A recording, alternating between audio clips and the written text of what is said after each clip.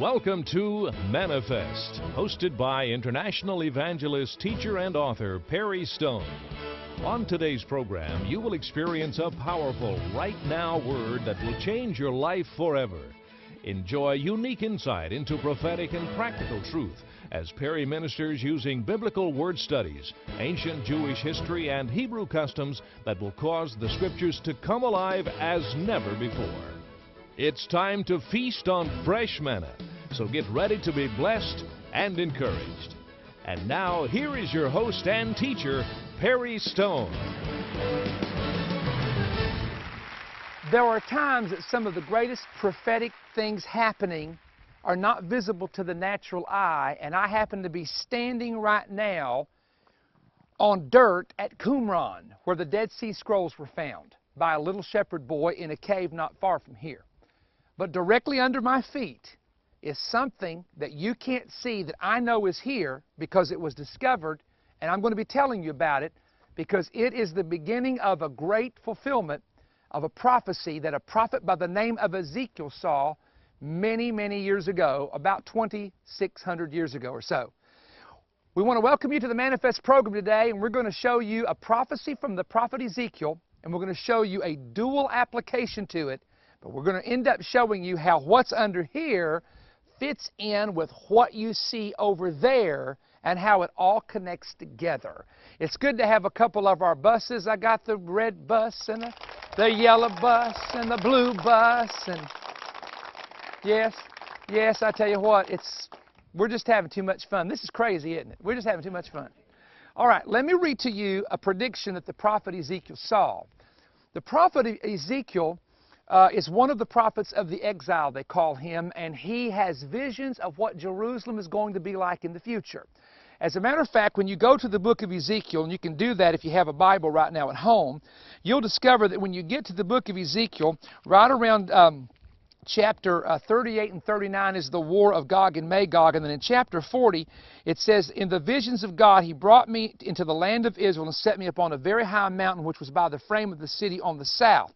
So he begins to then describe what appears to be, and is, a temple that will one day be built in the city of Jerusalem that is absolutely massive. As a matter of fact, the Holy of Holies in the time of Jesus that was on the temple that was called Herod's temple, it wasn't really Herod's temple, it was God's temple, but it was known as the second temple by the Jewish people. If you take the Holy of Holies, which was the front of the building where the gold crown sat on top, the temple in Jerusalem that will be built during the millennial reign of Jesus, the Holy of Holies, is 3 times higher.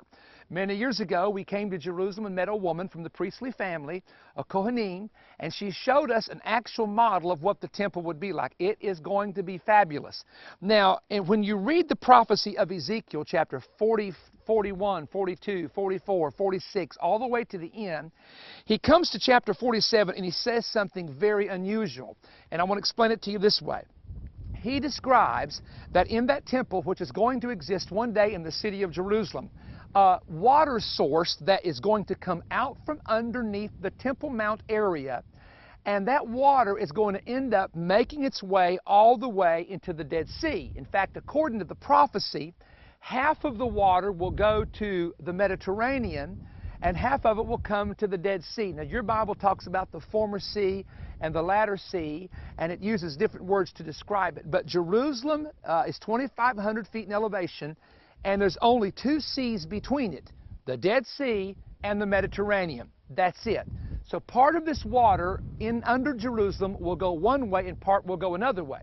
Now let me talk about the water for a moment. Is there any evidence there in Jerusalem right now about a water source? And the answer is yes. I will never forget in the 1990s, Robert Vandermott and myself, and there was a gentleman named Professor Peter Mikas. We were all doing studies on the Garden of Eden being in the area of Israel and the center of it being Jerusalem. And I know that sounds strange, and we've written a book on that already. We don't have time to go into detail, but we found out from a man that was an Arab that there was a water source underneath the city of Jerusalem. So I went to Rabbi Getz, who was living at the time, and I said, "Rabbi Getz, is it true that there was a massive water source under Jerusalem?" He said, yes. He said, we don't know if it's an artesian well that's coming from Bethel or coming from the mountains here that goes underground, but there is.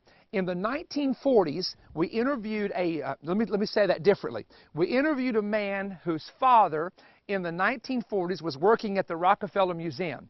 And they broke through a pipe. They were actually laying pipe for the British, and they were digging underground, and they broke through an opening where there was so much water flowing, it sounded like the jet propeller on a plane. That was before jet engines.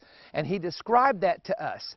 And so we then went to a place called the Twin Pools. This was the same evening in the early 1990s. And in the Twin Pools, they shared with us there the Arab man who watches this wonderful old church took us under the basement. He said, now, here's the water, and it's coming in. I said, where is it coming from? I said, is it rainwater? He said, not this. He said, we have actually drained this water, and in just a few days, it would fill back up. I said, so you're saying what? He said, well, there is water somewhere deep under Jerusalem. Why am I telling you that? Because when the Lord returns in Zechariah chapter 14, and his feet steps foot upon the Mount of Olives, the mountain shall cleave in two parts, one part to the east and one part to the west, and there will be a great valley running north and south, and there will be water coming from Jerusalem toward the Dead Sea. Now, the Dead Sea is called the Dead Sea for a reason, and the reason it's called the Dead Sea is there's nothing, ladies and gentlemen, that can live there. There's over 22 chemicals and minerals in the Dead Sea. There are no fish there, but the prophet Ezekiel said there would one day be fish in the Dead Sea. He said there would be fishermen from En-Eglaim. Now, En-Eglaim, many believe, is in this area here, all the way to En-Gedi, which is in that direction there, and they would spread their nets and catch fish here. Well, let me stop right there and drive that point up that the prophet said that was going to happen here, but let's go a step further. How in the world can the Dead Sea be healed? The answer is there will be, according to the prophet, a temple in Jerusalem.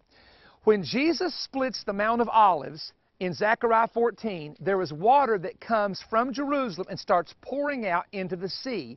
And this is the northern part of the Dead Sea. Now, you can tell just by looking. Everybody turn around there and look at that. I know this is going to sound strange.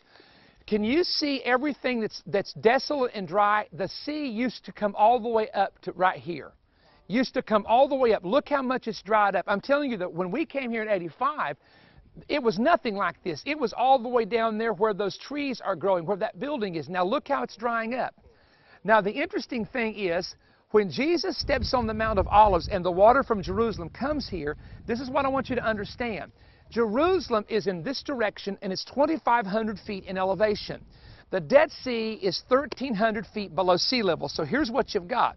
So when Jerusalem is shaken, that supernatural artesian well, water source, whatever it is, that water will pour in to these ravines. Now, one of the ravines, oh, I love telling you this, one of the ravines happens to be here in the Qumran area. As a matter of fact, right over down the road here, just between those two mountains, is a small stream that is part of what's called the Qumran Brook. Now, the Qumran Valley sits in front of the Eastern Gate, between the Eastern Gate and the Garden of Gethsemane and the Mount of Olives. And there is, of course, there's a lot of sewage in that area as well, to be quite honest with you, but there's water that comes into that little Qumran Valley called the Qumran Brook. It's mentioned in the New Testament, and it goes all the way into the desert, all the way into the desert, all the way, and it comes out right down here in Qumran into, you guessed it, the Dead Sea. So in other words, there is a water source in Jerusalem. The second thing you need to know is the earthquake fault line. Now, my guy, Gideon Shore, has a brother-in-law here in Israel, and I won't name him because this program goes into Israel, and he's a geologist. He has a PhD from Berkeley. He and his department in Tel Aviv helped discover the earthquake fault lines in Israel. I actually have a map somewhere in my office that has all the major earthquake fault lines in Israel. Ladies and gentlemen, there is right now a major fault line that runs across the Mount of Olives, and when Jesus steps foot on it and it splits, literally that fault line is going to give way. That fault line was discovered many years ago. So if we start putting the picture together, it gets very interesting because their water source is already in Jerusalem. The earthquake fault line is already on the Mount of Olives. And that water comes now in the Qumran, and when it rains, it washes down into the Dead Sea. Those are three important points. Now, in the book of Ezekiel, here's what it says. Afterwards he brought me again to the